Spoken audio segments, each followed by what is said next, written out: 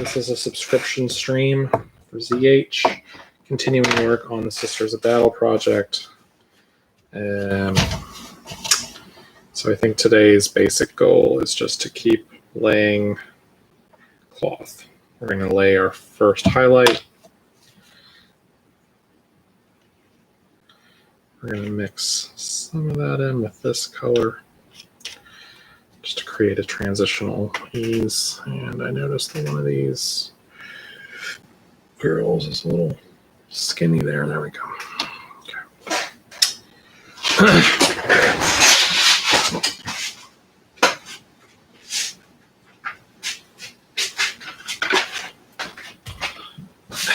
Yeah, I don't know. I like the guy. Where you at, motherfucker? That section, or you can just relax and watch the whole thing while you paint something. The choice is yours. Okay, let's do it. Any tips for starting to make mini painting videos? Edit. Just edit, edit, edit. Edit away all of your mistakes. Try and be as concise as you can with the information you deliver, and as punchy and to the point in your delivery of that information as you can be. Also, I think honesty. You just really have to be absolutely upfront and honest about your abilities, what you're trying to achieve, and what you hope the viewer is going to get from the way. If you can see someone doesn't believe in what they're doing or isn't interested in what they're doing, slice away all the stuff that's unnecessary. Be totally brutal, because you can be guaranteed that if you find something a little bit boring, or if you think the flow of the video is starting to kind of wane a little bit, 100% sure the viewer has already switched off by then. What made you choose jumping into YouTube at the time you did? Honestly, I was just quite overworked in my day job at the synth company, and Midwinter Minis at the time. You shared earlier that you've gone through some weight loss recently. Can you share your journey to inspire others? I need a bit of motivation. I'd love to hear your story. Basically, I've been doing the ketogenic diet for about 13 or 14 months now, and in that time, I've lost about 40 kilograms, which is almost 100. Eating very, very little or no carbs, high fat, moderate protein diet. Just want to preface this with, I'm very much not a doctor, I'm not a dietitian. This has worked for me and everything seems to be okay, and I've lost weight. It might not work for a lot of people, and I would definitely consult your doctor before you try something like this, because it does have downsides. But to be honest, I think the weight loss and just being a generally healthier weight balances out those downsides. The problem I used to have is that I was just always hungry. I would eat, 3 big meals a day and snack all the time, and I would just still feel hungry. It's crazy how cutting out carbs just eliminates that entirely. You just feel full, or you just don't get that kind of hunger pang, because even though you feel crappy for the first couple of days, once you kind of get through the intro period, you just stop feeling hungry, and your body is processing fat rather than carbohydrates as your main source of energy. I feel good. I've had to buy all new clothes. Yeah, it's worked for me, and maybe you want to try it, but ask a doctor first. Question for you and Penny, what do you call it, slice or square? And what sauce, if any? We are talking, of course, about lawn sausage here. I call it lawn sausage. I'm really sorry, I don't call it slice or square. I think Penny also calls it lawn sausage. Did I ever consider making content for anything other than Warhammer or painting? In the past, I've made a lot of content for music, either in my job or outside of my job. And actually, before I started Midwinter Minis, I was kind of saturated at the time. But hey, I'm not ruling that out in the future. Maybe if I run out of Warhammer ideas, I'll make a gaming channel. If you'd gone in the direction of playing video games on YouTube instead of mini painting, what games would you be most excited to cover over the last couple of years? Most of the games I played over the last couple of years have been crushing disappointments. Games that I expected to be very, very good just weren't enjoyable. The main one being Fallout 4. I'm a huge fan of the Fallout series. Played the first game, played Fallout 3 and New Vegas. Probably put between the 3 of those games maybe 500 hours of gameplay into that series.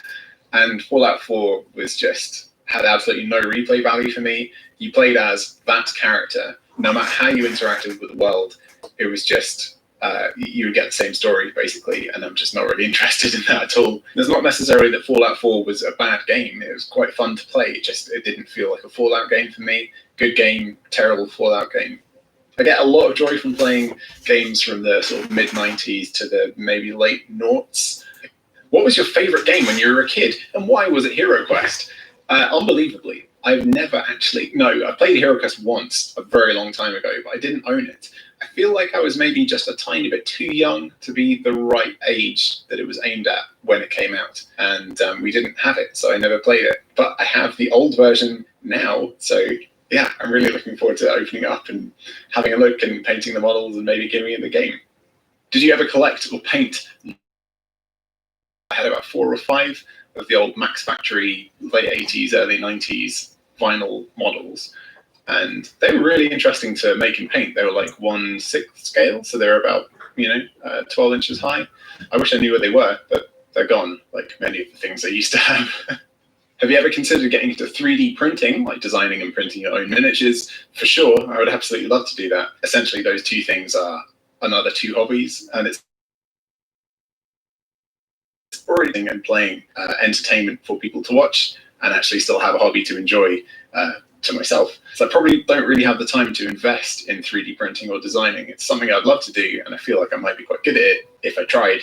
But yeah, not right now. Maybe in the future. What was your most recent D&D character, if you have one, and if not, what would you choose? I've never ever played D&D, and I'm really not familiar with the characters or their kind of races or classifications or anything. I would definitely like to learn. How do you deal with your color blindness, and how do you pick colors? I feel like I don't really deal with it. I can see colors. Do you think faction mechanics and strengths are distinct enough, and is there a mechanic niche that isn't currently being filled? I'll tell you what I think is missing at the moment is a faction that is just basic, easy faction. Unfortunately, I'm kind of feeling that 9th edition of Warhammer 40,000 disparity of the rules and the amount of rules that are very different, but it makes it less fun for me. And I'm sure it makes it a lot harder for new players to get into it. What I would really, really like to see is a basic faction where there are almost no special rules. Maybe they are just kind of quite good.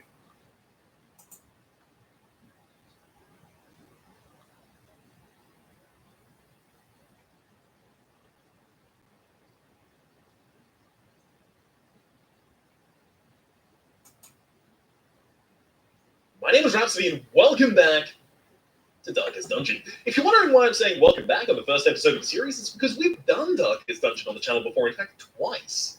First off was after the full release of the game, it was probably about 100 episodes long. Second was after the Crimson Court release for the Crimson Court DLC, and that itself was probably 100, 150 if I recall correctly. Good times were had.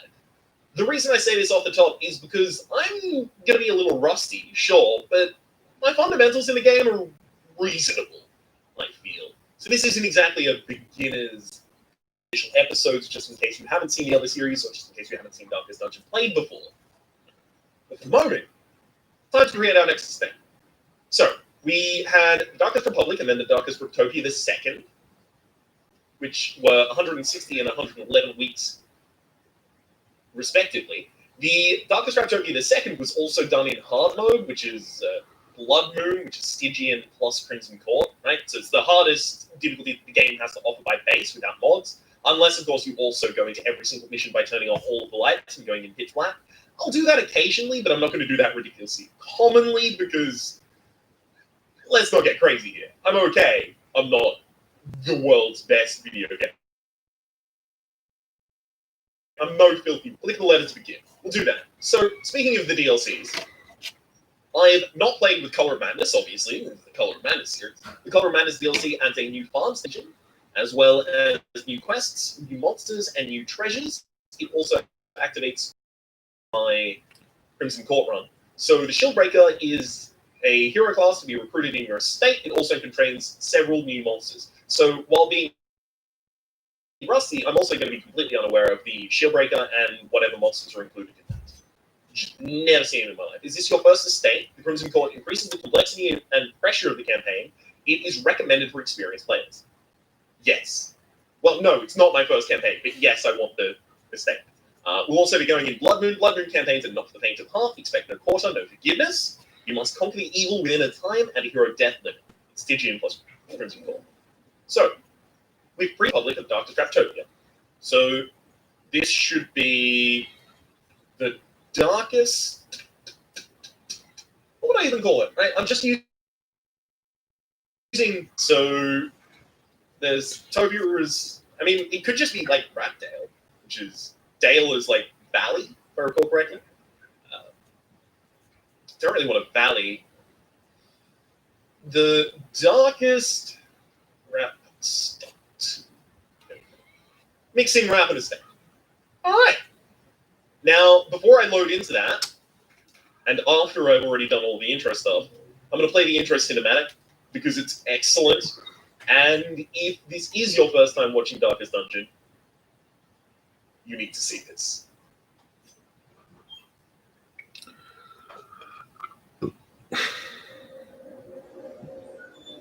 Ruin has come to our family. You remember our venerable house, opulent and imperial, gazing proudly from its historic perch above the moor. I lived all my years in that ancient, rumor-shadowed manor. Fattened by decadence and luxury, suggested the mansion itself was a gateway to some fabulous and unnameable power. With relic and ritual, I bent every effort towards the excavation of the moor. I lived all my years in that ancient, rumor-shadowed manor. Fattened by decadence and luxury. And yet I began to singular, unsettling tales suggested the mansion itself was a gateway to some fabulous and unnameable power, imperial luxury. And yet I began to tire of conventional extravagance. Singular, unsettling tales suggested the mansion itself was a gateway to some fabulous and unnameable power. With relic and ritual, I bent every effort towards the excavation and recovery of those long buried secrets, exhausting what remained. At last, in the salt-soaked crags beneath the lowest foundations, we unearthed that damnable portal antediluvian evil.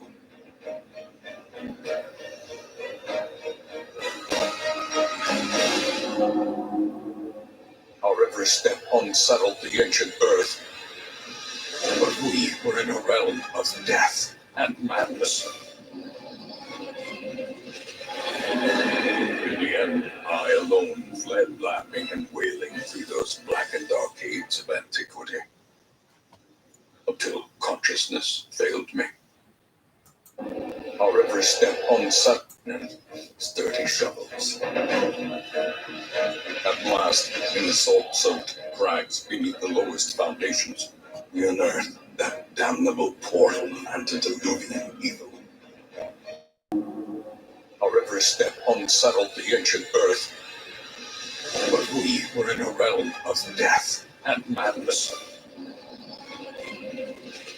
In the end, I alone fled laughing and wailing through those blackened arcades of antiquity, until consciousness failed me. You remember our venerable house, opulent and imperial. It is a festering abomination. I beg you, return home, claim your birthright, and deliver our family from the ravenous, clutching shadows of the darkest dungeon.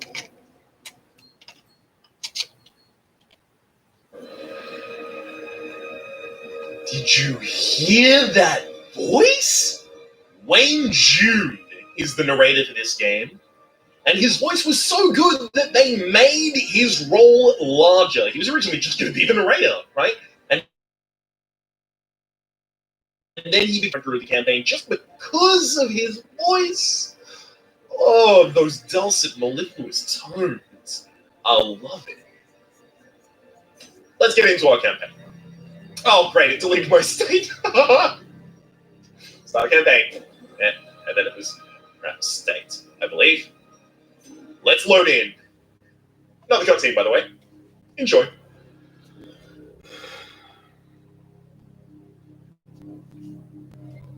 Oh my god, me muting my microphone actually stopped the cutscene from playing. Okay, it's actually not that long now. Effective. In the dangerous woods. So, Darkest Dungeon. Usually I'll have 4 heroes, but at the moment I have 2. And here's the map that we're exploring. Here's our equipment at the very bottom, space for 2 trinkets that we don't have, 4 abilities. Not always 4 abilities per character, these 2 have 4. And it's turn-based combat. You'll pick up really quickly. Brigands have run. Excellent. We encountered this enemy and surprised them, so they'll be acting at the end of this mission. That all may hear of your arrival. Okay, so I have a damage range, you can see in the bottom right, of 6 to 12. So on average, I'm going to kill him. Press this advantage. Give them no quarter. Take gold. Now, if we were not I fought them, now the light mechanic, the higher the light, the safer you are, the more likely you are to scout, which is to see the obstacles ahead of time on your map. The more likely you are to surprise enemies, which means you get a free round at the very start. Well, not a free round. They act at the end of the first round. The less stress that you get, the less crits that occur, it's good overall. If you turn the light out, everything gets harder, but you get a lot more loot. So we'll be doing... Turned, and their kind is no longer welcome. So the Highwayman has this attack called the Tracking Shot. It is only 1 use per battle. This has been changed, by the way. This has been patched since the last time, right? This is the new version of the Tracking Shot. It doesn't really do that much damage, but it does give you a self-buff of plus 12% damage, plus 6 accuracy, and plus 5% crit for the rest of the fight. So if you're ever going to use it, you use it at the very start, basically. A bit of damage there. So I also have a stun, which is a stun at 100% base. So when you're looking at effects application, the base stun effect is compared to your enemy's resistances, and then it's just straight addition subtraction, right? So we've got 100% base on stun. The enemy has 50% stun resistance. You can see in the bottom right. And if I were to hit them with the stun, it would be a 50% chance that they would take it. That's not good enough for me, in my own particular opinion. I also want to turn the torch back up a little bit, so I'm going to use the Bulwark thing. So I've marked myself, given myself a buff plus 20% proc, which is protection, and also turn the light back up to the highest level, which is also going to increase the dodge of all of my characters. Nice, good crit. So a new effect in, I'm going to forget its name, Color of Madness DLC, is that when you crit, each character gets a different bonus. So the crit bonus that we got appears to be, we get plus 2 speed for an extra round. It's not even that good. Down. Rate of whips, okay. Good dodge. A little bit of stress. So in this game, you have 2 things to manage. You have to manage your HP, and when you leave a mission. When you get back to town, your stress doesn't instantly heal. There are ways in town to heal it, but you need to manage the hero's stress level before they go, well, effectively insane, and they are unusable, or sometimes an active negative. There's also the rare possibility that they become virtuous when they are overstressed. But we'll look more at that later. I don't want to introduce a bunch of nuance and tie myself up in it. Great. Good vision. The end approaches. So a thing here is the Brigand Bloodletter is going to die to the bleed effect that we currently have on it when it hits to its turn. If I were to kill it right now, it would actually leave a corpse. But if I don't kill it, if I let it die to the bleed, it won't leave a corpse. And the corpse would make it difficult for me to hit the Brigand Fusilier in the back line. So instead, I'm just going to avoid doing that.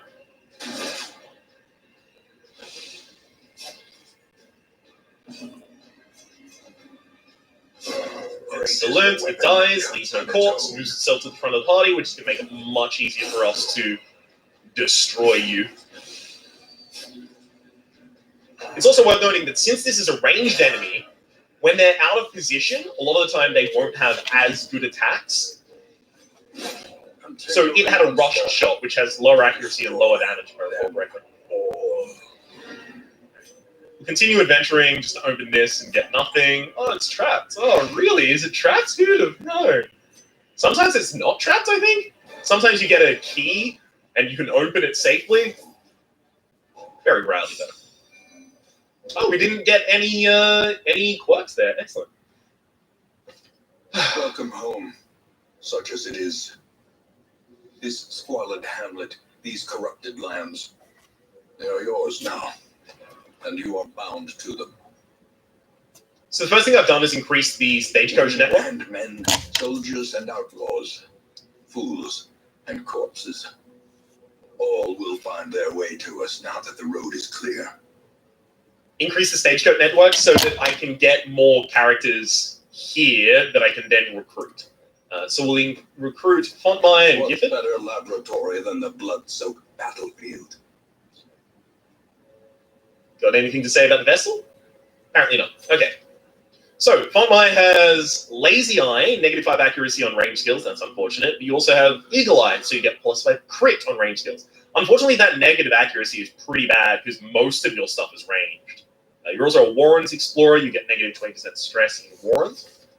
We've got Gifford, who's a tippler, who will only drink. You're Warren's Explorer, so you get 10% scouting chance in the Warrens, as well as Beast Hater, 15% extra damage versus Beast and lowest stress versus Beast. That's actually really good because the Warrens have Beasts in them, right? So these will both be active around the same time. Also got Dismas, who has a hard noggin, plus 15 stun resist, as well as quick reflexes, +2 speed by base. Speed determines who goes first in combat. Speed is not a straight determination, though. So if an enemy has 5 speed and I have 7 speed, I'm not always going to go faster than them. I believe the way that it works is you each roll a d8. So that's you roll between 1 and 8, right? And add that to your speed, and then whoever has it higher, right? So it gives some variance. But also, if you're 8 speed higher than someone, you'll always go faster than them. And then we have Reynard, who's a Warrior of Light, does 10% extra damage if your torch is above 75. He's also God-fearing, will only pray in town, and for stress relief. And he's a kleptomaniac, he's prone to stealing items. So this is the hamlet. There's a couple of stress-relieving activities we can do here in the Tavern and the Abbey. However, we haven't unlocked those yet, so let's slow down and just go on our first mission. Now, anything I want to use the disease charm for, lower my dodge for disease resist, where there's very little chance of getting disease in these early missions. Probably not worth my time. So, I'm going to leave Reynard and Dismas named as they are, because I might want to try and take them on my final mission, just for some funsies. But there is a thing that we do by tradition in Darkest Dungeon.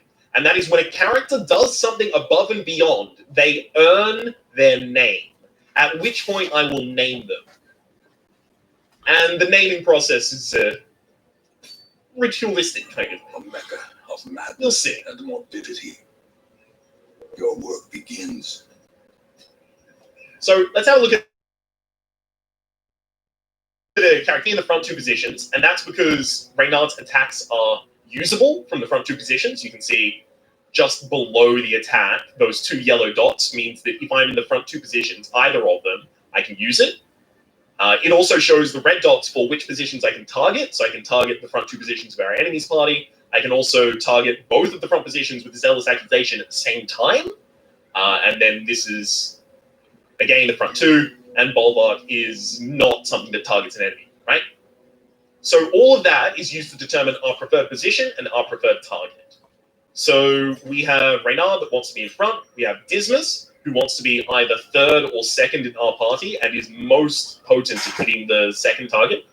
We have Fontmire, who's fine in either of back rows. And then Gifford has that because she has Divine Grace as well as Dazzling Light.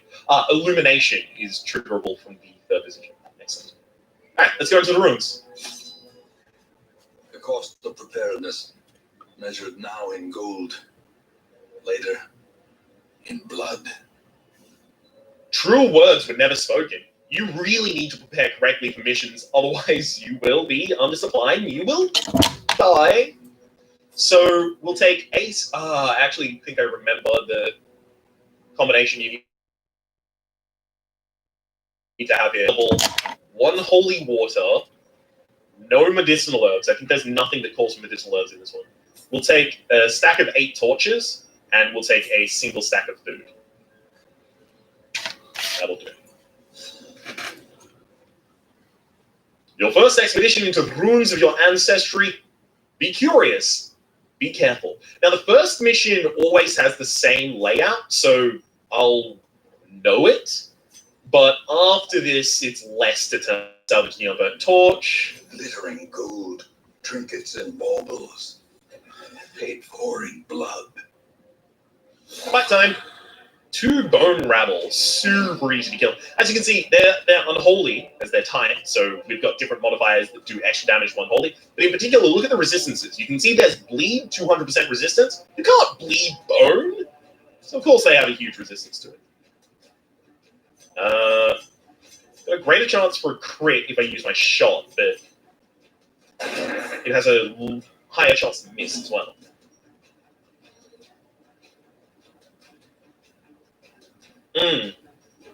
That's really annoying. You don't actually have Noxious Blast yet. Well, I can't actually do anything this turn. Speed for the whole battle. Wow, that's a much better buff than it used to be. Just try and stun one of them. It worked. So the Vestal is a healing class. The Crusader is more of like a stun, lockdown kind of defensive tanky class. The Dismas Highwayman is typically a high damage kind of burst damage class, high crit as well. And Plague Doctor is a little bit versatile. You get a little bit of healing in here, you get a little bit of buff in here, you get a little bit. Flesh wash on all of the repinches.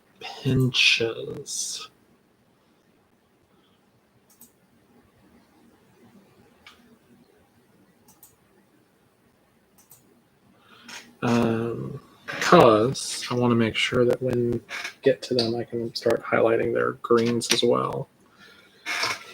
And I can't do that if it's wet. So with this second layer down on maybe a third of these girls, it's a good time to take a pause. Obviously, the cloth goes much faster after the first layer. The first layer takes the longest.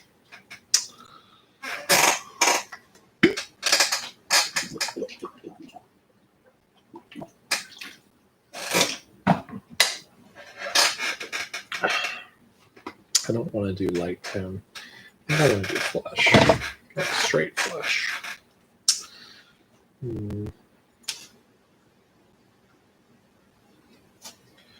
want to thin it.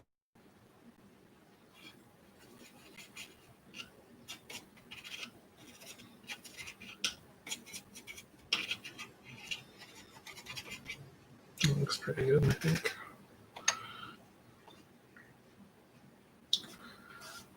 Let's test it on this other mug. Yeah, it's not bad. Damage over time to do most of their damage. Rest this Get him! Give them no quarter. Read this scroll. It says your nerds. Unlock that strongbox.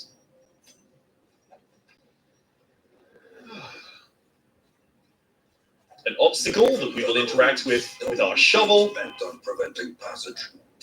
There's combat gear, isn't there? Yeah. Cool. I'm going to start focusing on the Cultic Acolyte. 5 to 9, and I dealt 9. Short of poisoning, that's the best. I had short of poisoning. Short of... not poisoning, what's it called? Forgotten, of course. Short of critting, that's the best thing I've done. So some enemies will deal stress damage to you rather than HP damage to you. That's a lot of the time much worse. Yeah. Tried to kill that enemy before it would have hit. Didn't work out. So this enemy in the back line is taking 4 damage next turn. They only have 2, so they're already dead. I don't really have to worry about them.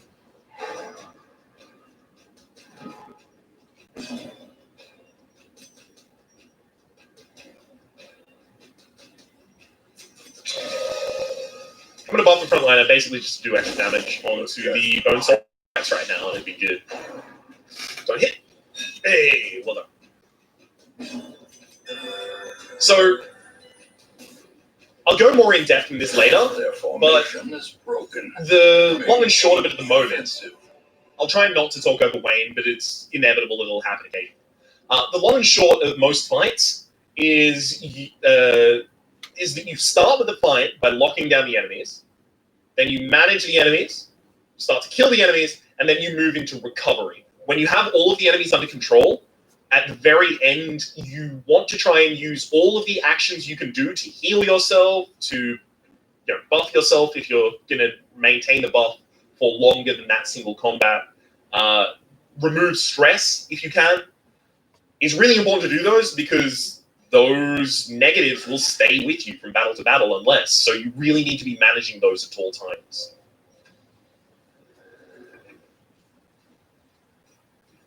So I'm going to start to let the lamp go out. Wait a second. If that wasn't stolen, I should probably take it right now.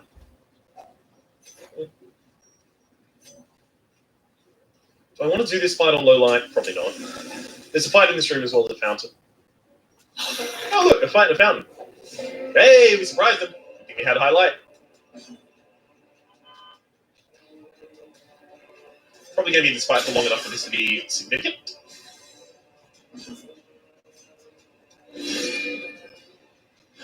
The match A is debuff of -20. blazing star is born.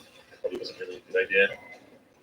Wow, and the backline resisted the stun. You had 10% stun resist, and we used 100% base. So you only had a 10% chance to dodge that stun, and you did. I'm mad. 7 to 13, we dealt the lowest damage we possibly could have there. Save for missing, obviously.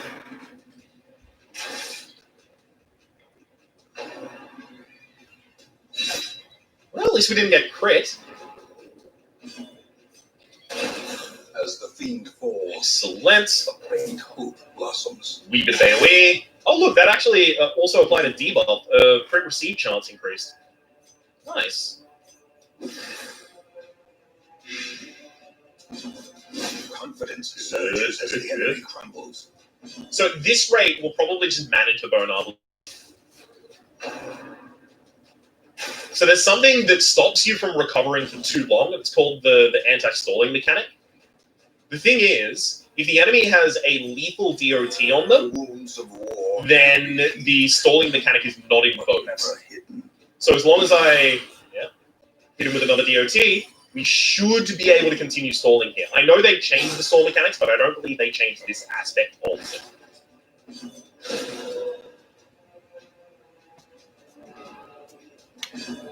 Yeah, it definitely looks like they didn't change this aspect. Excellent. I use Wallbark of Faith just to get some extra torch.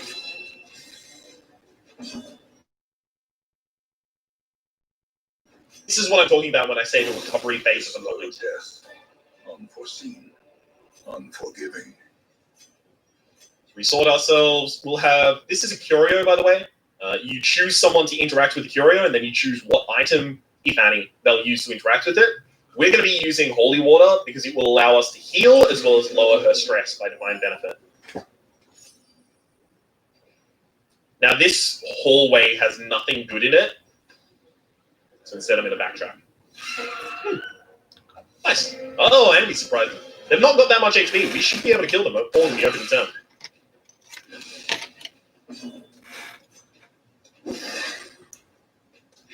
Okay, awesome. Crit. I'm relying on Zealous Accusation killing both of them. Well, at least one dodge. Slowly. Spider's dead. Knew the spider was going to die. Otherwise, I would have specifically stopped the spider from getting an action, because the spider has high crit. These maggots are all quite slow, but I'll kill them. Continually Can't onslaught. rely on Zealous Accusation, apparently. Destroy them all. You can see our inventory filling up here at the bottom. So inventory management is also a really huge part of this game, right? You have to know what you want to take back from the dungeon. Sometimes you have to drop supplies so that you can pick up more loot. It's striking the balance there that's the interesting part of the gameplay. Yeah. So this is kleptomania triggering. The enemy just I think the enemy. is only the first Reynard test. just How it stole must be carried home. a bunch of stuff from me that I really would like to keep. Oh well.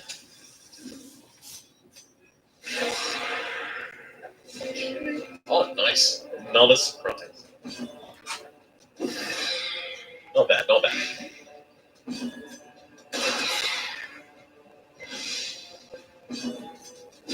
On the cultist acolyte, 75% chance to land it. Crit, and it worked. Excellent. That's so good. Our self buff is extra healing skill. Really good. So you're dead to your dot already. That is to say, the cultist acolyte in the backline. It's a really good thing to stun before they have their next action. So oftentimes you'll know an enemy is dead 2 rounds before they die, right? And know that they can't do anything about it. So I would really like to avoid not getting a lot of loot here. So instead I'm going to turn the light out. Haunting the hearts of men. Then I'm going to loot this. Okay. I can do the rest of this in low line. Okay. Plus 4 stress, plus 3 to monster accuracy and damage, plus 4 to monster crits, plus 3 to the hero party being surprised, so they get a free round on us. But you also get plus 3 to loot and plus 3 to crit. So, risk reward. You can't get surprised by a fight that you have scouted. That's a really important thing to know. Oh, we got a double scout there as well. Nice.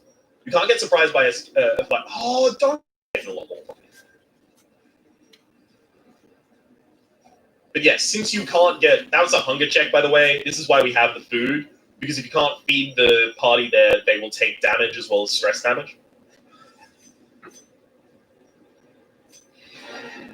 Quest is not complete. I have more that I want to do. This is why I took a shovel, because you always get a shovel earlier on in this. So, one's for the previous blockage, one's for this one, and then we have a combat in this room. Now, I can actually turn the light all the way back on before we go into the combat. The path is clear. We require only the strength to follow it. It's some great light there. I'm also actually going to target the Bone Courtier, because that Bone Courtier, number 1, is fast, number 2, does stress damage, so we want to really target them down really quickly.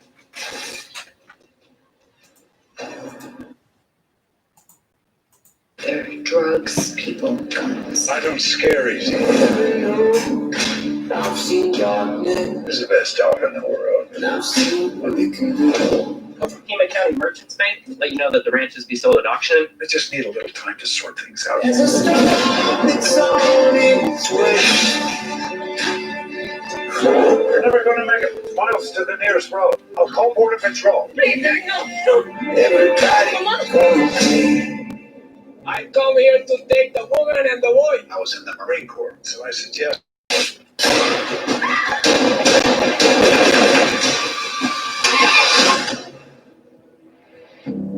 Sir, help them, please. You're not safe here. Let's go. What the hell were you thinking taking that kid? They were going to kill him. They were waiting for him at the border. You're damn well ought to appreciate what I'm doing for you. You want to help me? You take me back. I'll find my own way home. I'm taking you to your family in Chicago. After that, I don't care what you do. The man you saw at the border is from the Vasquez cartel. He'll find you. When he does, he will kill you.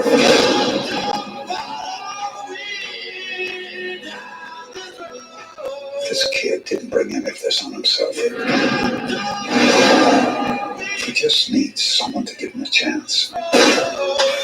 Do you think I'll like it in Chicago? There are good times ahead for you, Miguel. You sure answer? No, his mother asked me to look after him. She must have had a lot of faith in you.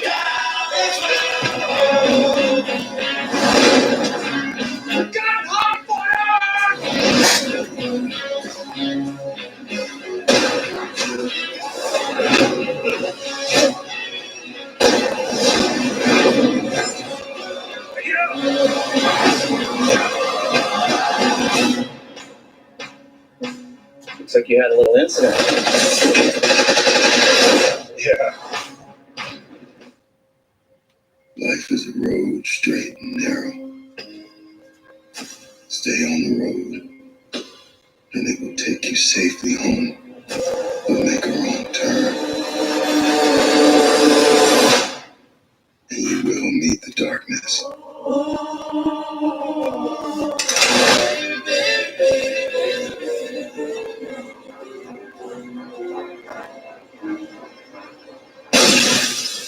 What was that?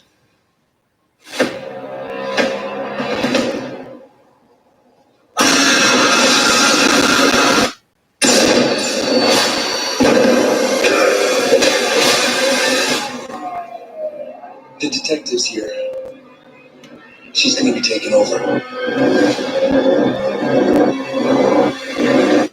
I'm certain I know you from somewhere. I don't think so. Come on, stay and play. Look,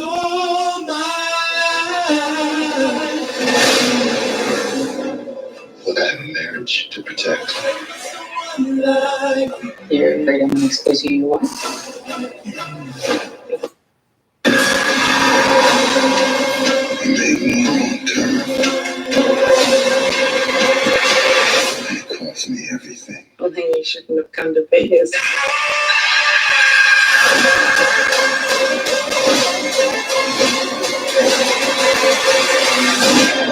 Hillary Swank stepping up. There's an answer to the disease. You'll find it.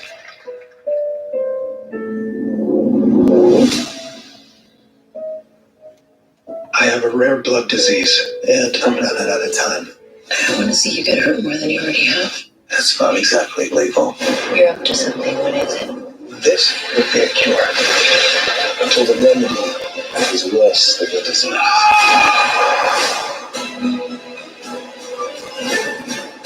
At what cost? I feel like more alive than ever. Increased strength and speed, the ability to use echolocation, and an overpowering urge to consume blood. Got tired of doing the old good guy thing, huh? What's up, Doc? Movies. What's happening?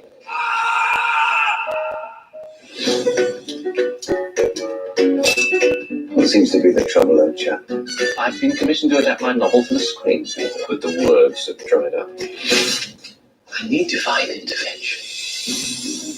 Mesdames et messieurs, Bonsoir. tonight I will use my precious mystical gift. I'd like you to conduct a seance at my home. This Thursday, the moon is full and we must harness its power. Perfect. Oh, but everybody's a fool. You said so yourself. It'll be superb inspiration for my new screenplay. Is anybody there? Oh, is that you, Maya? My spirit guide. She was Tutankhamun's wet nurse. I hope she's not still lactating. Is there anyone on the other side? Did you?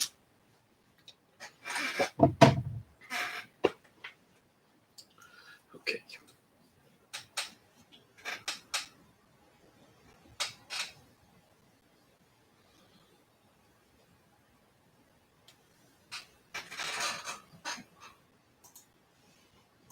I'm your wife. Not anymore. Can he by any chance?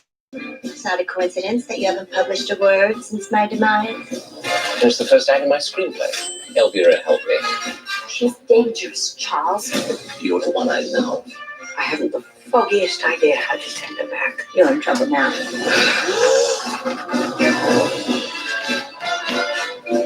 The true love. True love never dies. Something must have gone hideously wrong.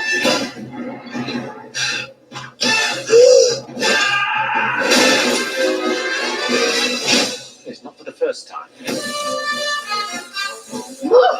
Something took place. I can feel it in my base chakra. Probably trapped wind.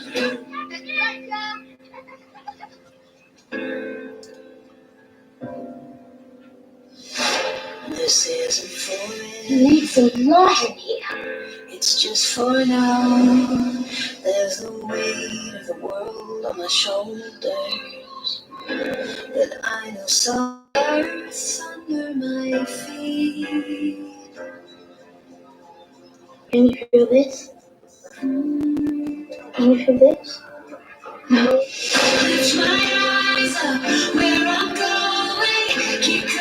She is an eye. Penguin.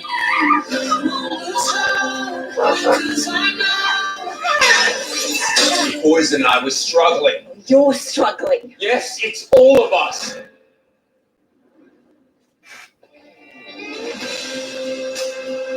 You're still you, Sam. No, you are. You are.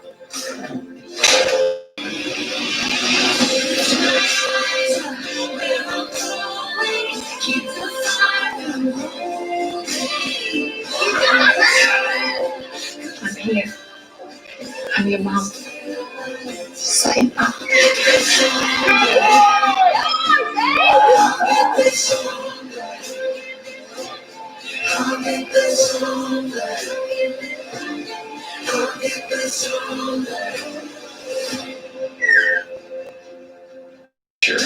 Is bringing you the biggest premieres So this is the Suicide Squad. in theaters and streaming exclusively on HBO Max. The exact same day. But the what now?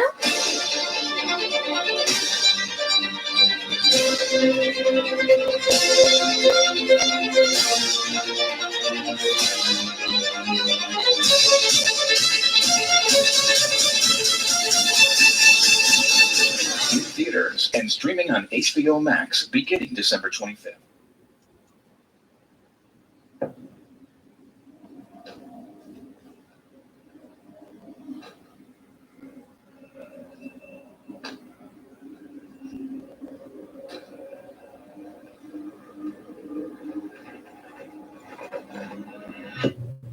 Well, that's interesting.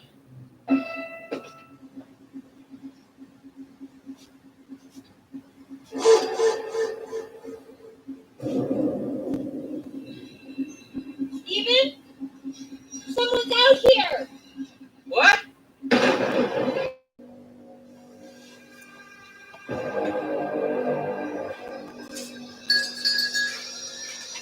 Hello?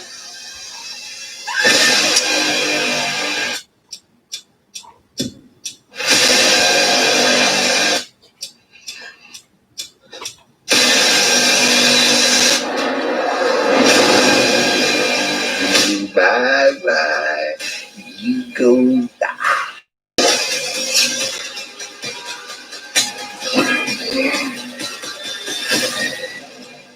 I love work. I love my job.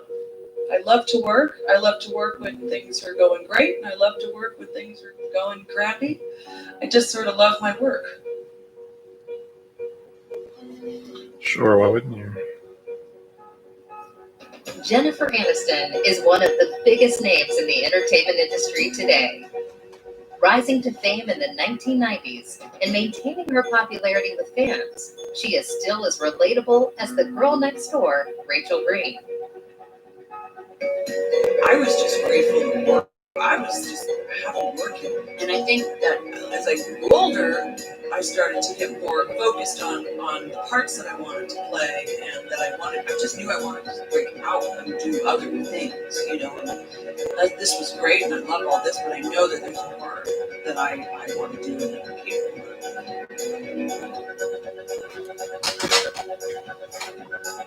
Going from unknown actress to worldwide sensation, her style becoming more Breadcrumbs to follow. Maybe he did. Oh, I see. Maybe they're out there.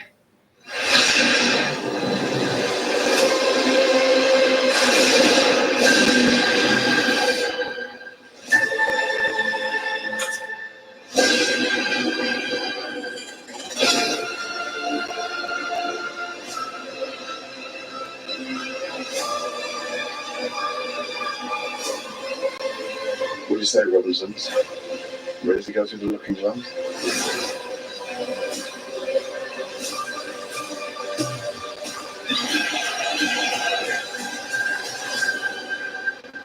I'm gonna find Tim.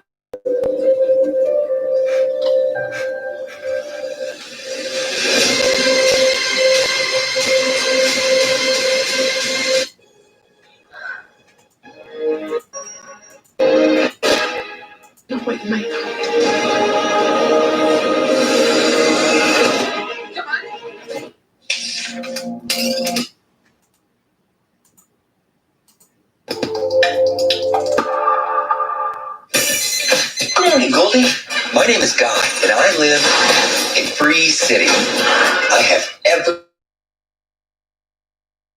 everything except one thing. Hey! Excuse me! Hey! Hey, bud, you ever think that there's gotta be more? More than what? The stuff we do day after day. Literally not once. Today's gonna be different, Coffee. What are we looking at? How are you? We ran into each other the other day. How did you find me? I waited outside by the murder train. Guys, I have to tell you something. There is no easy way to say this. This world is a video game. I really want to kiss you. Is that weird? Listen to me. You're not real.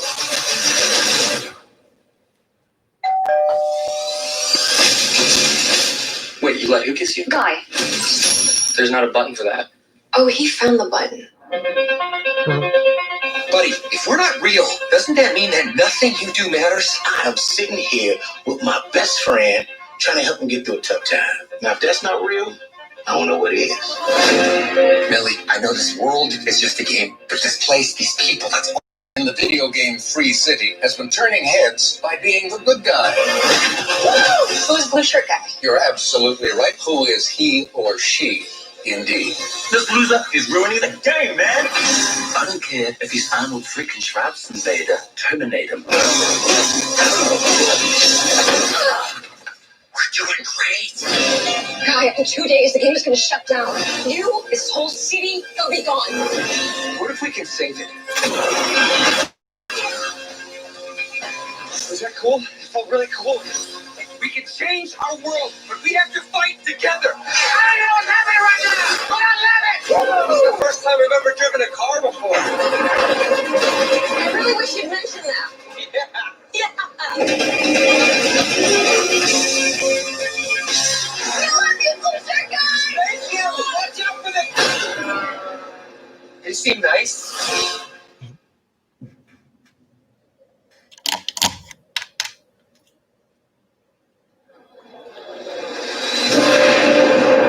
Program is ever produced.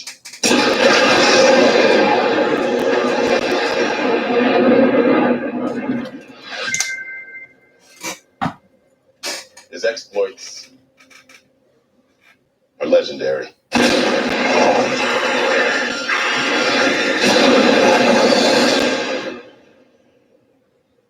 What he has to teach you may very well mean the difference between life and death. Your reputation precedes you. I have to admit, I wasn't expecting an invitation back. They're called orders, Maverick.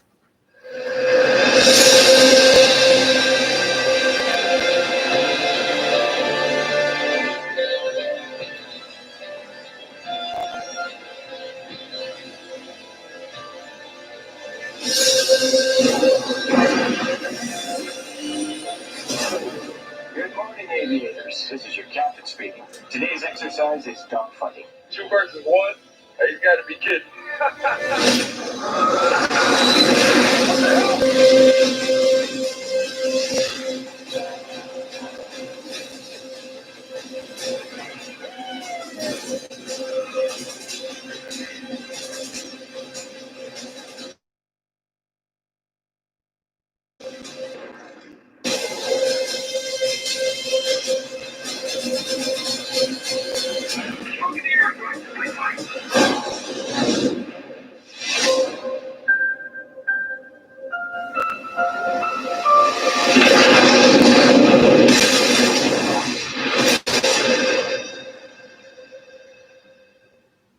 It did not come out in June 2020.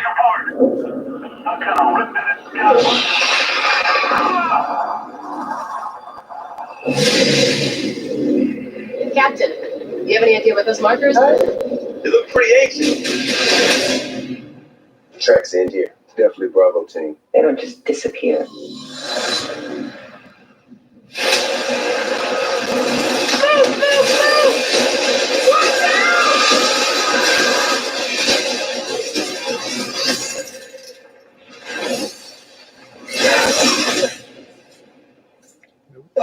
Where the hell are we?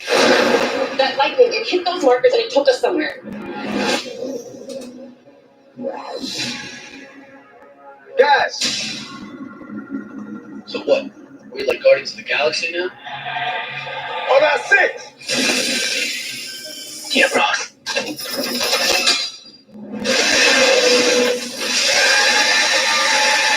Holy shit.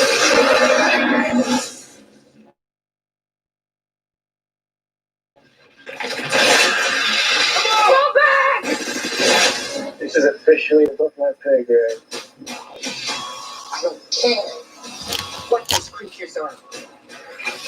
You destroy them and close the gateway. I'm getting us all home.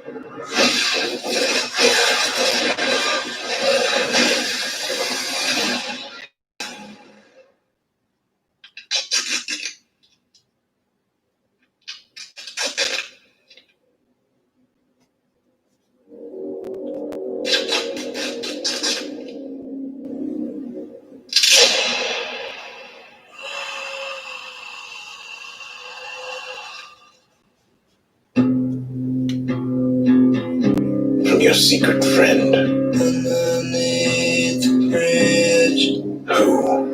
top of strong league, and the animals I trapped Haven't a clue. all become my pet.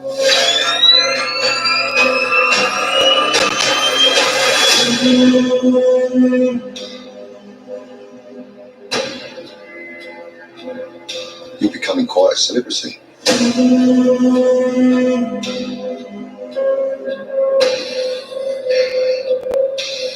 Why's he writing to you?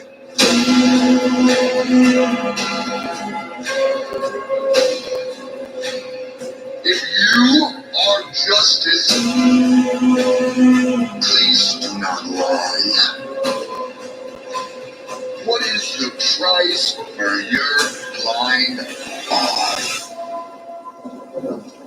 The hell are you supposed to be?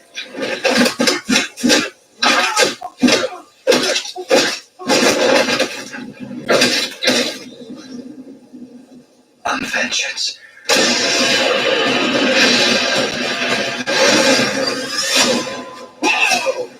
This guy's crazy.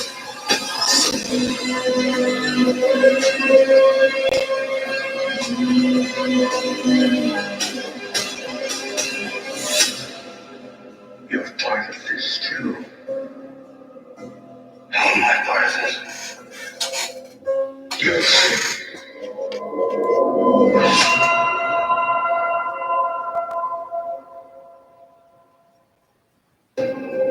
I tell people my sister moved out west. You're a science teacher. You're thinking about moving, but you're gonna wait until the interest rates go down. That's not my story. Before I was an Avenger, I made mistakes. And a lot of enemies.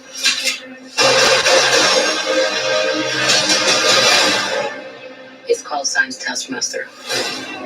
He controls the Red Room. They're manipulated, fully conscious, but no choices. I should have come back for you. How many others are there? Enough.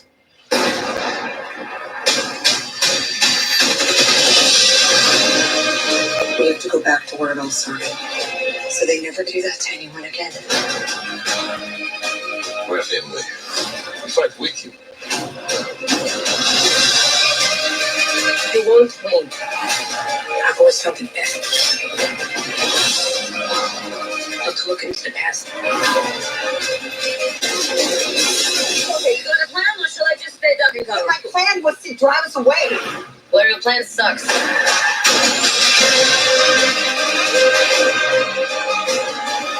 At some point, we all have to choose between what the world wants you to be You are. I'm done running.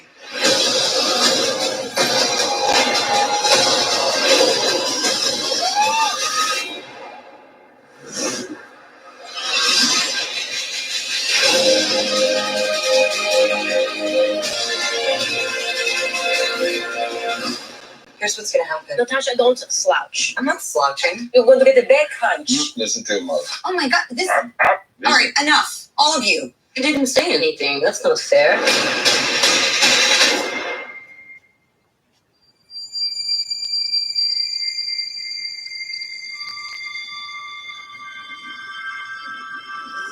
There's something happening to me. There's something awakening in my mind. I can't control it. What did you see? There's a crusade coming. Do you often dream things that happen just as you dreamed them? Yes.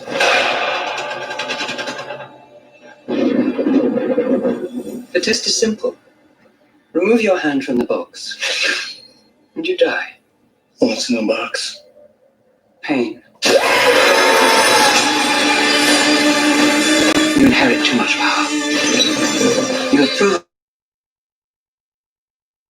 you can rule. Now you must learn to rule others. Something none of your ancestors learned. My father rules an entire planet. He's losing it. He's getting a richer one. He'll lose that one too.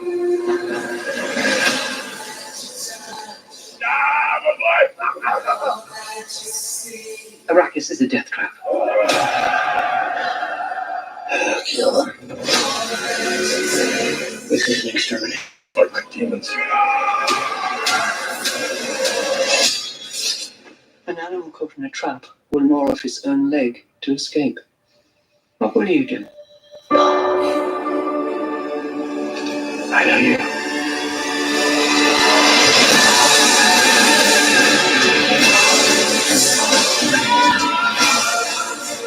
One day, the legend will be born. All of civilization depends on it.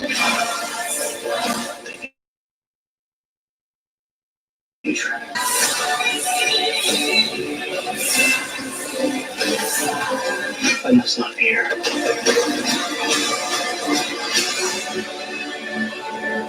Fear is the mind killer. Hello, Duke. Where the fear is gone, only I will remain. Go, go, go!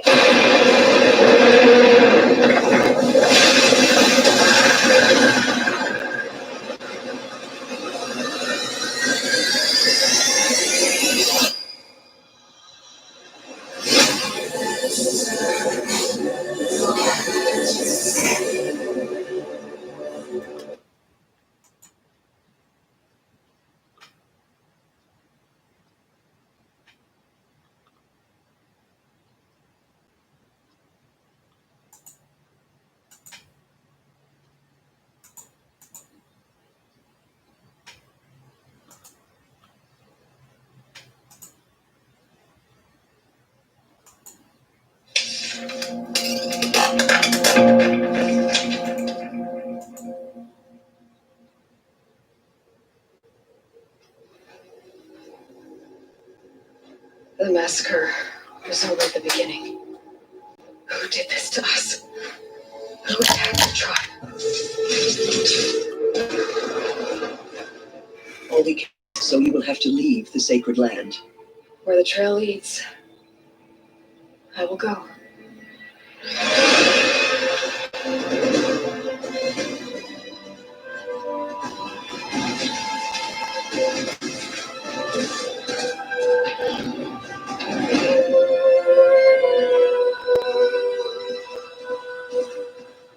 Aloy of the Nora, what brings you to Meridian? There's a threat to us all. Men in masks, raising up ancient machines, and I've seen their leader. From the depths, I will raise an army, a storm of shadows to take back what's ours.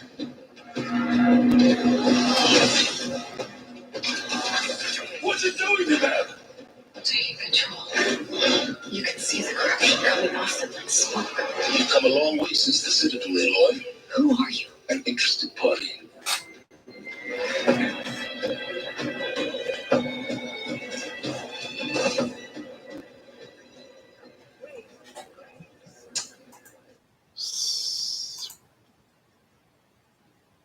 That is cloth. Well, shoot.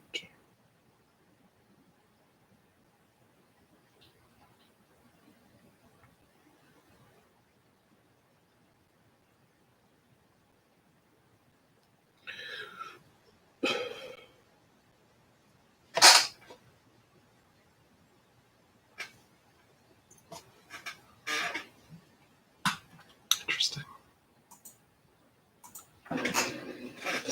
Ouch. Death waits. Yeah, distance is on 4 HP. Concentration. Great. As much as I want to stun, I should heal Dismas. Compassion is a rarity in the fevered pitch of battle. Didn't kill the Bone Soldier, unfortunately. But at the very least, it didn't target Dismas. Okay. Unfortunately, the Bone Arbalist does get another turn. As long as you don't crit, we're fine. Yeah, we're fine. Good. Stun him. And then... Really? Reynard's basic strike actually does extra damage to unholy enemies. So it was really important that that one hit, and then it didn't.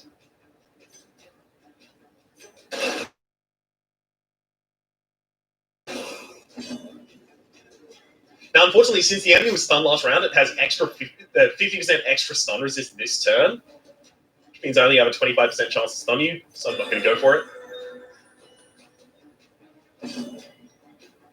Okay.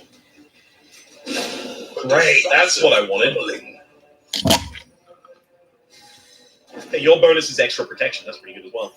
Success so clearly in view. So turn the light back out before we loot. Merely a trick of the light. All right. And let's get out of here. So we leave with the Protection Stone Trinket, +5 prot, as well as -1 speed.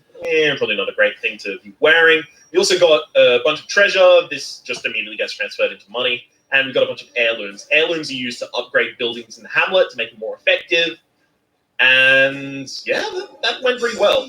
So here we'll see the experience that everyone got, but also each of these is a quirk, or sometimes more than one. Torn Rotator. Okay, so Reynard doing -5% damage on melee skills is not good. Dismas having fading is actually garbage. We really need to remove that as quickly as possible. But you're also balanced for move resist. Gifford has -4 speed on first round, really good. And we've got a lot of actual really big negatives. So we're going to have to see what we can do about removing. In truth, I cannot tell how much time has passed since I sent that letter. Okay, Mainette is a abomination with extra damage to, or extra accuracy and crit against Eldritch. Also claustrophobic, so you have a severe fear of enclosed spaces, and you're scientific, which means the Vestal's healing does less to you, which is actually relevant now because the abomination can go in the same party as the Vestal. Couldn't before. Curious, obsessed with the acquisition of knowledge. We need to remove that. That's actually a really big negative. Also resilient, as well as meditator. Yeah, not bad. Resilient meditator being stress heal is 10% extra on that character, and meditator improves their stress reduction when meditating and also when camping. And Moncel is antsy. You get plus 20% stress when idle in town for a week. That's really bad. Well, I actually probably can't even take you. Luminous is pretty good. +2 speed, +5 dodge is like really good. And you also come previously with point blank shot already equipped. All right, I'll take all of you. Elusive, evasive, persistent. Righteous traits for a rogue.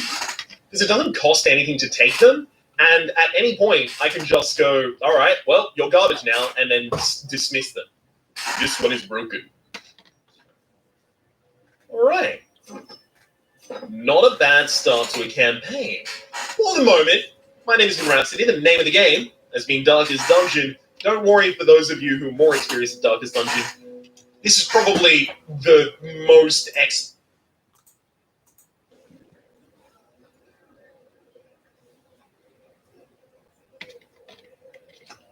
All right, guys, let's get started. So, you know the drill by now. About 15 minutes after you leave this hall, you're going to get one of these nice little emails with the feedback. And the bit I'm really interested in, this is a little white box. So, I'm far too close to my material. I don't know whether this is really clever or really obvious. So, if you guys could just give me a few notes afterwards, we really appreciate it. But without any further ado, here's all what you're here to see. We're that game with the dinosaurs.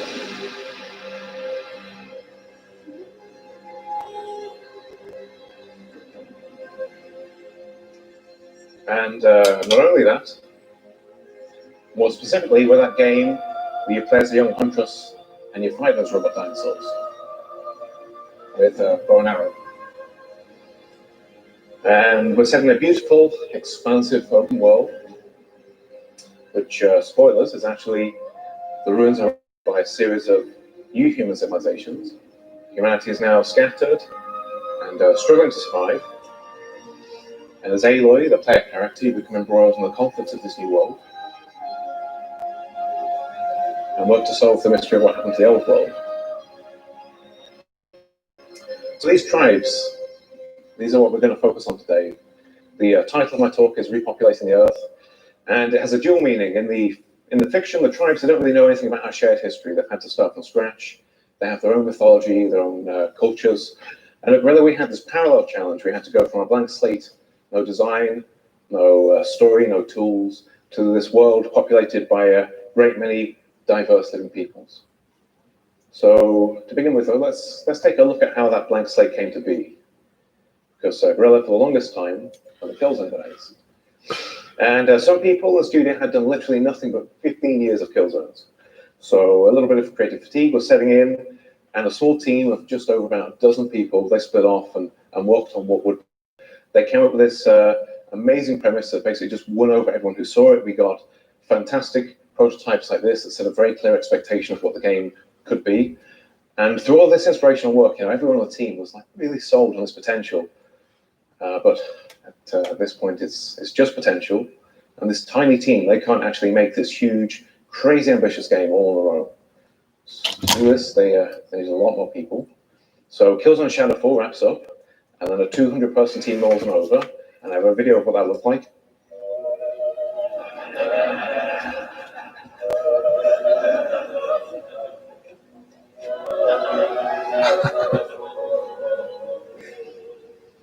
So, everyone's really excited.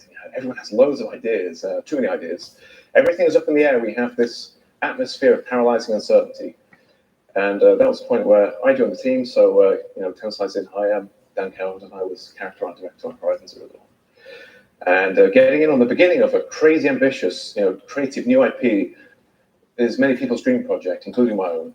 Especially if that project does end up being successful like Horizon was. But of course, at the beginning, when we were starting, we had no idea if it would be successful. We didn't even know if we could pull it off. And I had to deal with the worst possible 1-2 combo, that uncertainty that I just mentioned, but also this huge scope of this expansive world full of people. So summed up, we didn't know what to make, but we knew that we had to make a hell of a lot of it. So much like this guy, once I got over the initial excitement, I'm like, where the hell do I even begin? This story is the talk is the story of how I ate this burger, how we managed those two contradictory requirements, scope and uncertainty. And I'm going to do this by breaking down the last 3.5 years of my life into 10 little stories for you all. So this first story, let's take a look at this contradiction. We don't know what to make, but we know we need to make a lot of it. And at this point, at the beginning, the project is a blank page. All we have is a premise, and we just have to figure out the rest. And this wonder. Babe, how's it going? All right, how are y'all? Pretty good.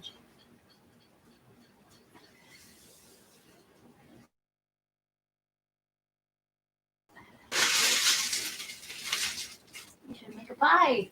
That sounds good. Do you want one? Pot pie? Oh, yeah, we did talk about Mm-hmm. I'll make a pot pie. All right. You can use the leftover chicken from yesterday if you want. Or make new chicken. But did you mean like a pie pie? I would also accept pie pie. Yeah. Also that. All right. Sounds good.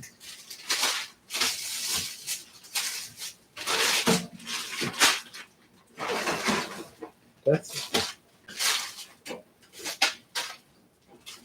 Seek the brie. I think it's in the cheese thing.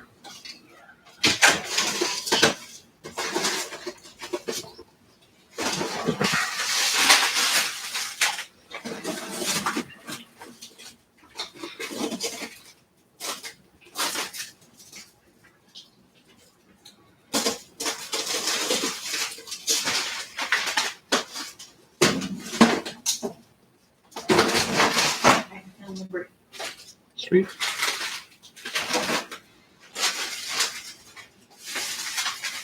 This is so well organized. It's beautiful. Thanks.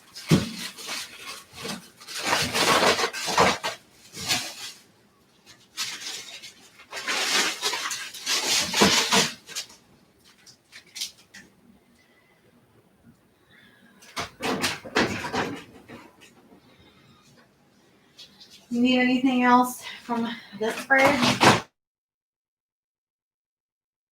No.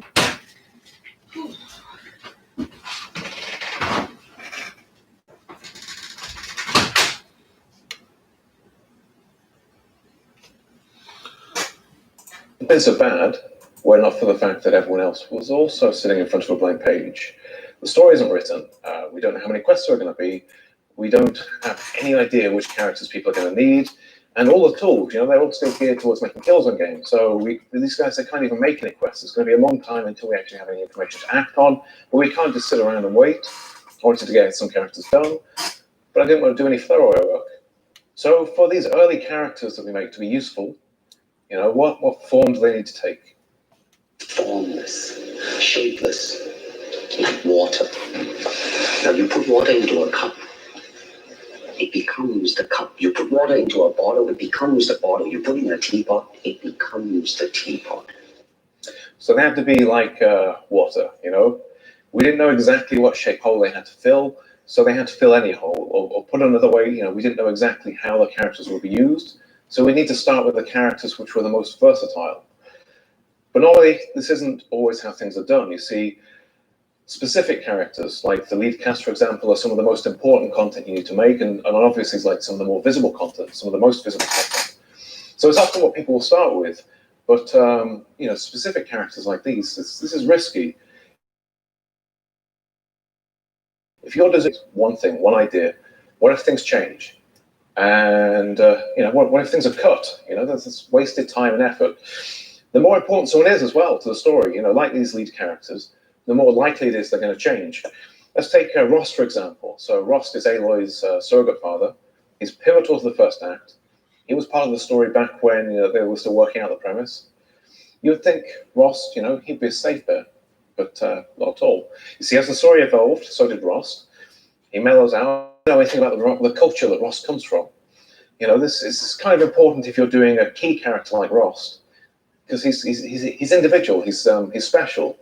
And if I don't know what the average person from Ross tribe looks like, how do I know how to make this guy stand out? So instead of starting with individuals like Ross, we started with the generic guys. Generic is a bit of a dirty word. I say generic, you're probably thinking things looking the same, things looking boring like this poor guy. That's not really what generic means. It's merely the opposite of specific. It means versatile. So let's look at this from another angle. What characters did the design team need at the beginning of production?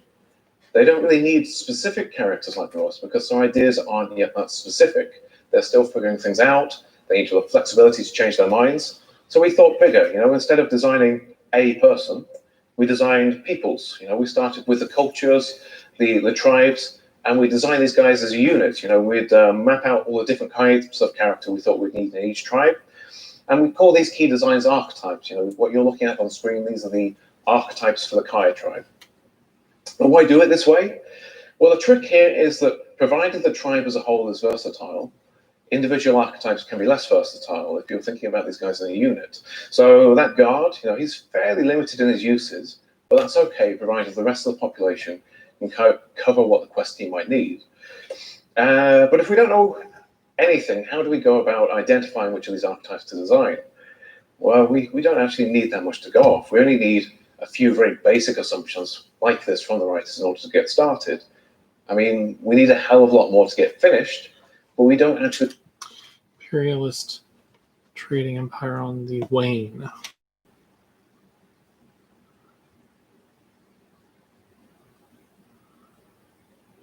Nice.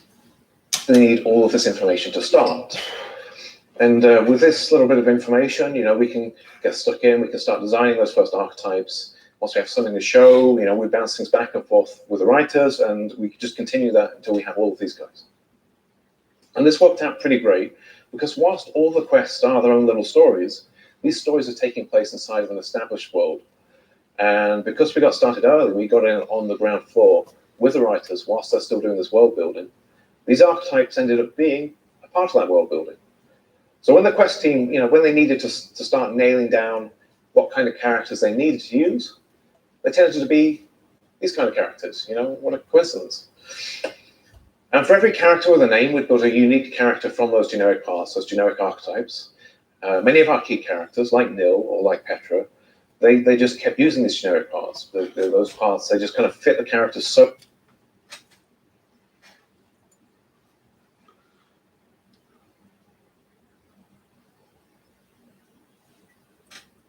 well that we didn't need to change anything.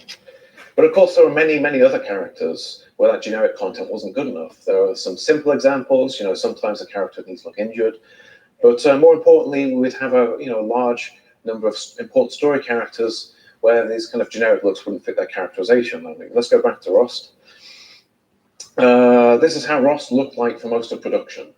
This guy, you know, he even snuck into one of the trailers, and we kept using generic Rost. You know, we kept keeping him generic because things were staying in flux for the longest time. And we really waited until stuff was only really coming together, which was really only a couple of months before Alpha. And then we would start doing, you know, very specific designs who really nailed who these characters, you know, really were. And in Rost's case, you know, this is about making him look a bit more paternal than we originally envisioned. But it was also about communicating his weird relationship with the rest of the tribe. You see, Rost, he's a very kind of conservative, very traditional Nora, but he's also an outcast from the tribe. So his design is to strike that difficult balance between, you know, keeping Nora traditions on one hand, but also separating him from the rest of the tribe. And if we didn't wait until we had all of that information, you know, his design would not have been as effective, his characterization wouldn't have been as strong, and, you know, this idea of who Rost was. And of course, as a bonus, because these bespoke characters, because they're the last characters we made, they were also the best characters we made, because we were able to take and apply everything that we'd learned from the other several hundred. So that's how I steered the art design towards first star characters. That's not the only way the characters needed to be versatile, because, of course, when you're done with a character, when they're all checked in, you lose total control over how they're used. So stop me if you've heard this one before. You've been asked for an asset out of the blue. But don't worry, you know, it's a simple request. This model will only see far, far, far in the background. He can be super simple. Don't spend too long on him.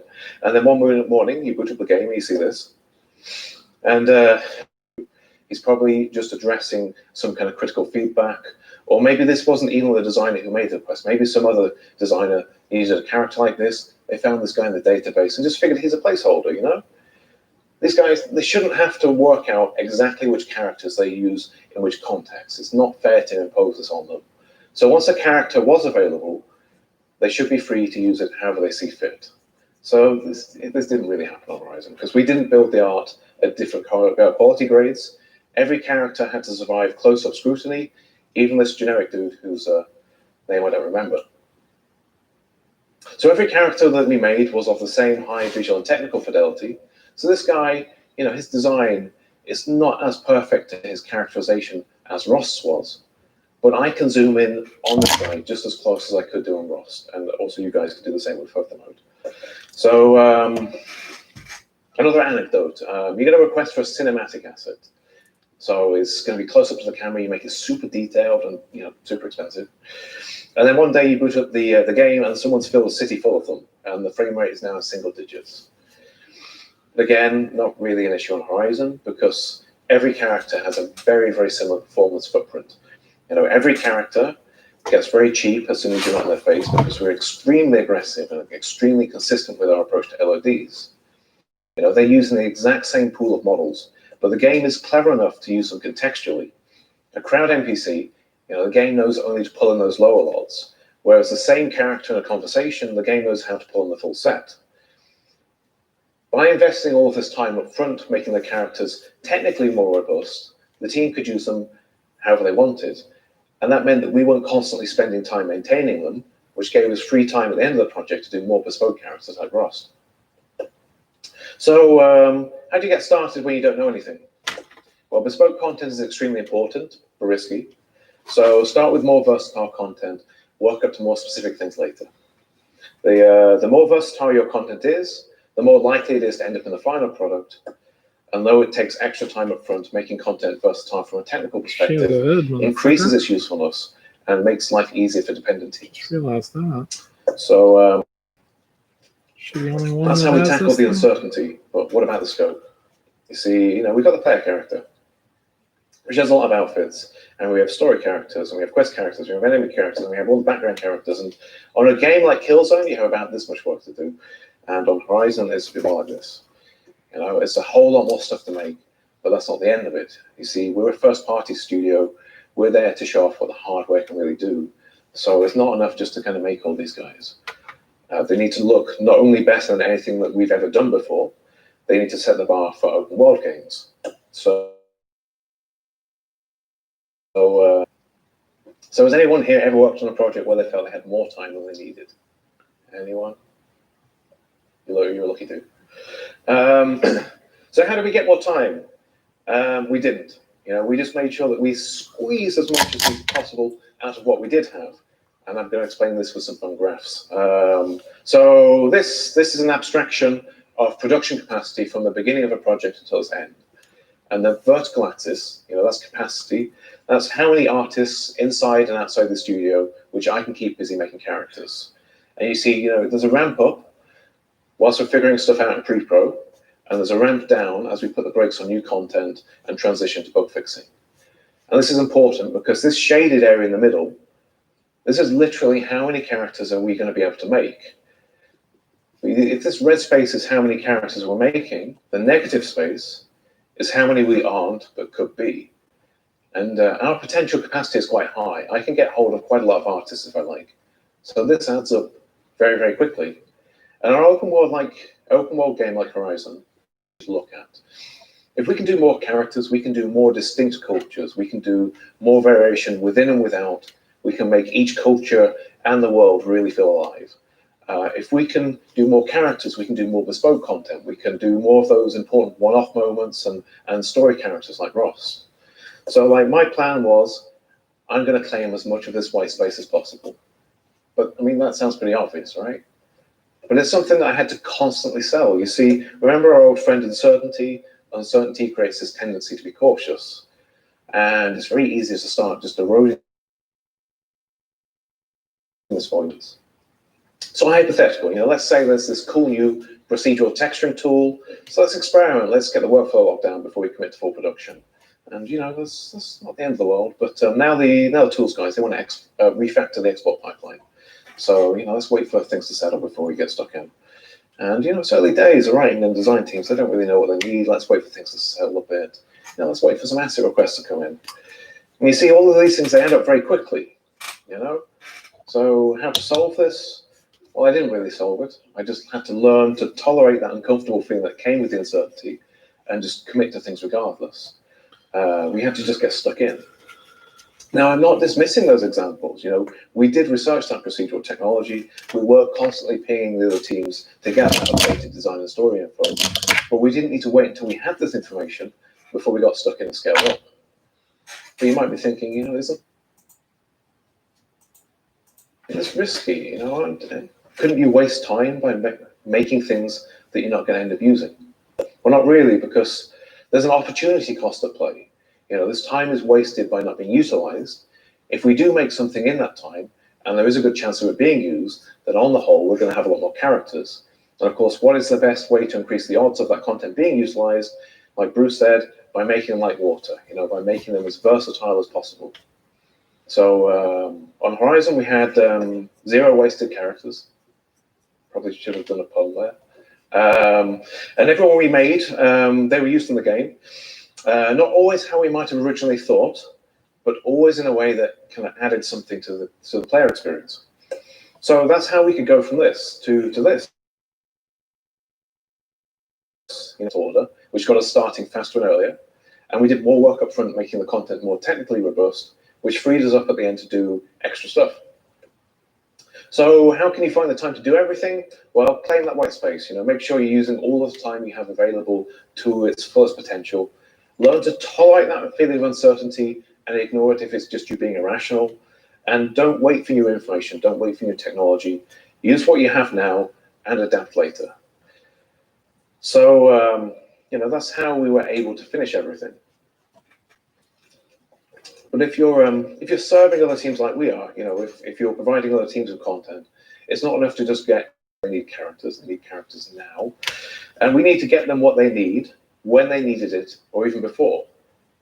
And this is pretty difficult for our content creation teams, because most of these other teams, they're going to be using some mode of agile development. You know, they're going to be doing continuous, short, iterative cycles punctuated by playtests.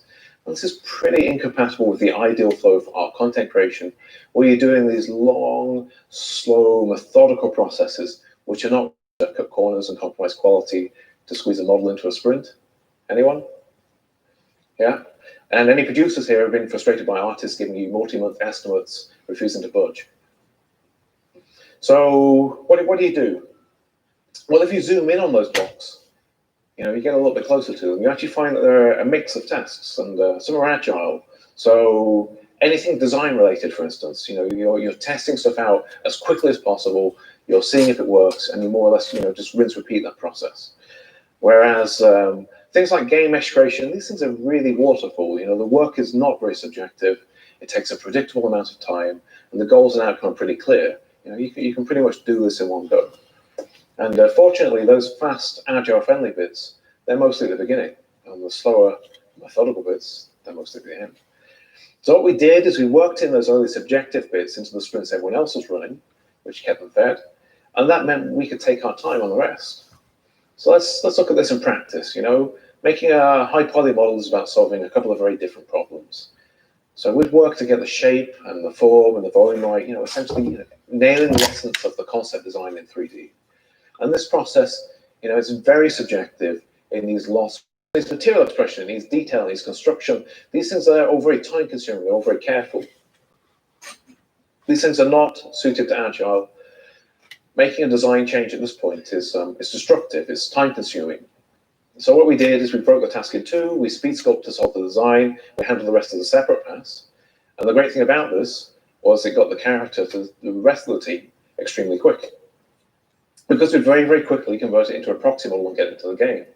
And these models, they look pretty crude, but they actually clear all of our dependencies. It's visually representative of those characters for design and playtesting. So these characters are recognizable, they're distinct, even if they look a little bit Play-Doh. And tech animation, you know, they can do rigging, they can do simulation.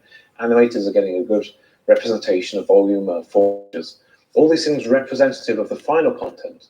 This proxy model and the final model, performance-wise, is essentially a like-for-like replacement. So tech are now more relaxed, you know. There's not going to be this performance apocalypse at the end of production when all of this content gets integrated all the end at once. So that meant they were willing to let content be integrated much later than they would have otherwise, and in much higher volumes. And that's how we got, you know, even more stuff done at the end of production.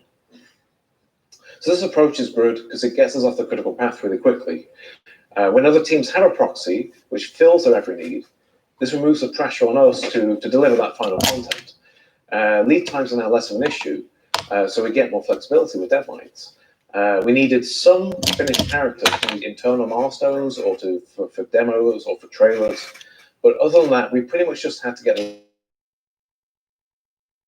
rest of the characters. And that meant that we could give every single character, every single one of them, the time it needed to be excellent. So how can you work agile without compromising quality? Well, the trick is to work out which part of the workflow are agile and which bits aren't, and then only apply agile methodologies where it makes sense. Use proxy content to meet the needs of dependent departments as quickly as possible, because if you can quickly meet the needs of other if you can quickly meet the needs of other team, you get all the time that you need to make every single asset good. So proxies, they're a great way to handle these content requests. And we were getting a lot of requests. Most of these quests, they have at least a half dozen characters. Pretty much all of them come with some kind of special requirement. And that's just quests. We've got enemies, we've got player outfits, all kinds of other stuff. So that's where all these guys come from. As I'm sure you've experienced yourselves, everyone always needs everything at once. And this is by how important things are. This is pretty easy to quantify. It's critical path stuff, the things which are central to the experience. On Horizon, that's core mechanics, player character, main narrative. But the other thing that we had to account for is our old friend uncertainty. So to avoid wasting time, we started with the things which were most important, but also the most certain. And let's look at some of these requests that we got for Aloy. We got a lot of requests. So this is every feature, addition, gizmo that I was asked to add to Aloy, and all of her. Clearly not all of these made it, and thankfully we avoided spending a lot of time on these things by prioritizing the most certain. But how did we know which bits were more certain or less certain? Well, with experience, you do kind of get a sixth sense for what is going to work, but you have to be really careful about relying on your intuition, because prototypes and playtests, they have this tendency to constantly surprise you. I mean, that's kind of the whole point of them. So my approach was that for any asset, it didn't really matter what, we'd immediately offer to create some kind of proxy content, and it's normally led to one of the following outcomes. Often the feature or request, it just worked as intended, awesome. But sometimes, the request evolves, we iterate as we need to, we wait for it to settle, and then we make the final content. Sometimes the proxy, though, it just goes unused. Maybe the feature got cut, maybe another team didn't have time to work on it. But it doesn't really matter because we didn't actually spend that much time on it. And sometimes, rarely, the requestee just doesn't take us up on the offer to make a proxy. And I found that informal techniques like this are much more reliable than just blindly following production documentation. So this is an experience I'm sure most of you can share. I've learned to be a little bit skeptical of these tracking systems. They're often inaccurate or out of date. The requests normally lack context or missing some kind of critical information. And this is my favorite example. Okay, so there's a kill zone level. And it's centered around a 100-foot statue. Okay, and your objective is to infiltrate the complex inside the 100-foot statue. And at the end of the level, this is a big set piece, where you blow up that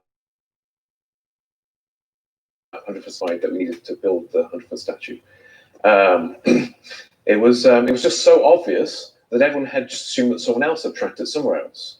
And as hilarious as that mistake was, it's perfectly reasonable. Trying to log every little bit of work on a project like Horizon, which has a million moving parts, and hundreds of independent actors doing their own thing, it's insane.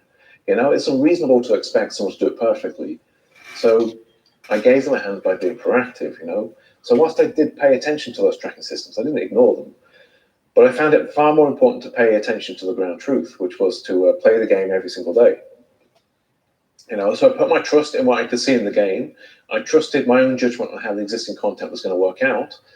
And doing this, I was able to identify work that we were going to need to do and start it and sometimes finish it long before anyone even noticed there was an issue. And I found the best way to do this, the best way to approach this, is you have to shift your perspective. You have to stop looking at the game as a developer and try and experience it as a player, So I've got literally hundreds of things this way, and if I haven't, those things would have just not been in the game. So how can you prioritize? Well, start with the things which are most critical and also the most likely. Use project planning tools, but with some healthy skepticism.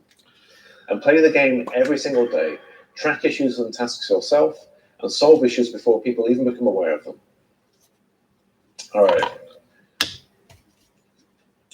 So we're at the end of point 4. I've mostly been droning on about production stuff. I reckon at least a couple of the other they're probably thinking feeling a bit misled. You know, this is on the visual arts track where you talk about production. Well, my philosophy is that process and outcome, they're part of the same thing. You know, they kind of exist on the same continuum. And if you want to be the person who is directing the outcome, you can't wholly delegate process. And game development, that process does involve a lot of strategy and planning, collaboration. Yeah, he's a good speaker. Explanation I'm going to do for the moment. The next couple episodes are probably going to be a little more heavily into. All right. There is this Sotic green color. This one requires more finesse. This one is going to also be thinner because that pigment is super rich.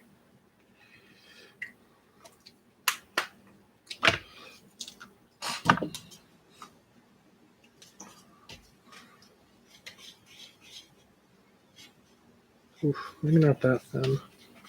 It might be too thin. Let's mix some of this back in.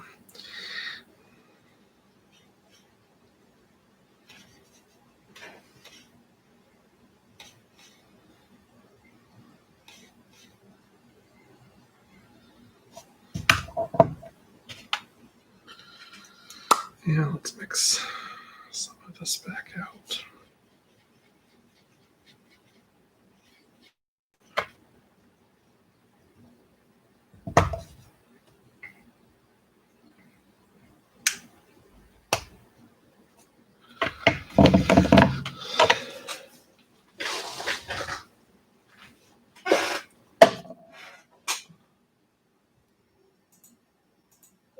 My name is Rhapsody, and welcome back to Darkest Dungeon. Alright, in the charms gathered from all the forgotten corners of the earth.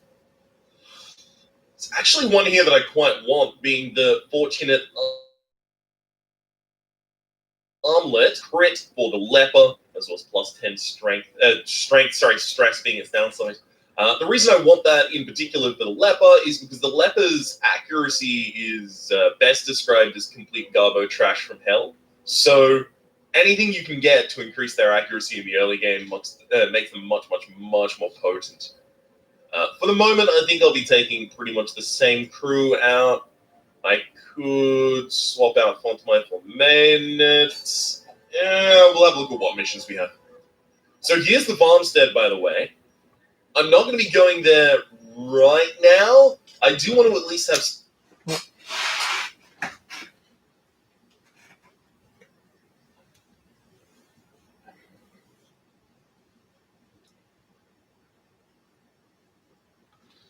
some trinkets before I start doing a mission that is endless. Archer's Ring, plus 5 strength, -1 speed. I can see myself using that. So I'm mostly going to be looking for good trinkets here in the early game. Drifter's Buckle, it is plus 10 Trapezoid chance, -5 stress heal received, and plus 4 dodge. I mean, if I had no other trinkets for Highwayman, I'd use that. Book of Relaxation's actually pretty good. I mean, what